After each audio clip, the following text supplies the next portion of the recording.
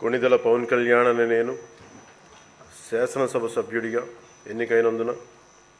శాసనం ద్వారా నిర్మితమైన భారత రాజ్యాంగం పట్ల నిజమైన విశ్వాసం, విధేయత చూపుతానని, భారతదేశ సార్వభౌమాధికారాన్ని, సమగ్రతను కాపాడుతానని, నేను స్వీకరించబోయే కర్తవ్యాన్ని శ్రద్ధాశక్తులతో నిర్వహిస్తానని దైవ సాక్షిగా ప్రమాణం చేస్తాను.